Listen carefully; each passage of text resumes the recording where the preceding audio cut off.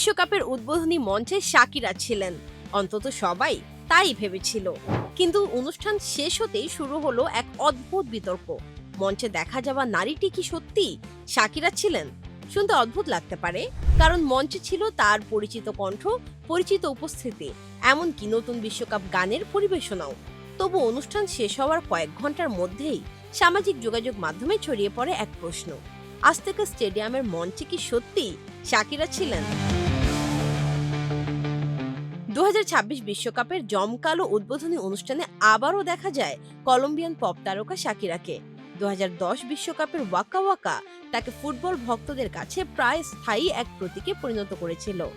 16 বছর পর সে বিশ্বকাপের মঞ্চেই এবার তিনি হাজির হন নাইজেরিয়ান বার্না বয়ের সঙ্গে। দুজন মিলে প্রথমবারের মতো লাইভ পরিবেশন করেন টুর্নামেন্টের অফিসিয়াল থিম সং দাই দাই। মেক্সিকো সিটির ঐতিহাসিক আজতেকা স্টেডিয়ামে হওয়া সেই পারফরমেন্স ছিল উদ্বোধনী অনুষ্ঠানের অন্যতম আকর্ষণ। কিন্তু গান শেষ হওয়ার পর আলোচনার কেন্দ্রবিন্দুতে ছিল না কোনো সুর বা আয়োজন, বরং আলোচনায় ছিলেন শাকিরা নিজেই। বিতর্কের সূত্রপাত একটি নাচের স্টেপ থেকে। সামাজিক যোগাযোগ মাধ্যমে ভাইরাল হওয়া কয়েকটি ভিডিওতে কিছু দর্শক দাবি করেন দাই দাই গানের একটি পরিচিত মুভ শাকিরা সেদিন করেননি। এরপর আরও প্রশ্ন ওঠে তার শরীরী ভাষা, মুখায়ব এবং পুরো পারফরমেন্সে সানগ্লাস পরে থাকার বিষয়টি নিয়েও।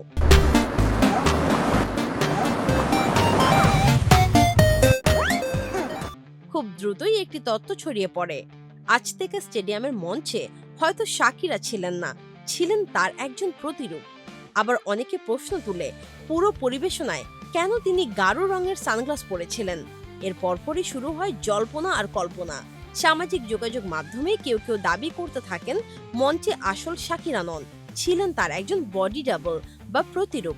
বিতর্ক এতটাই ছড়িয়ে পড়ে যে বিষয়টি নিয়ে প্রতিবেদন প্রকাশ করে স্পেনের ক্রীড়া দৈনিক মার্কা। তবে এই রহস্যের সঙ্গে জড়িয়ে আছে আরেকটি নাম, শাকিবেকা।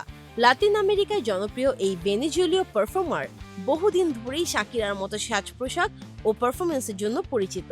তার চেহারা এবং উপস্থিতি এতটাই কাছাকাছি যে অনেক মানুষ অনেক সময় তাকে আসল শাকিরা ভেবেও ভুল করে। তাই সেই চেহারার কারণেই নতুন করে ডালপালা মেলতে শুরু করে এই গুঞ্জন।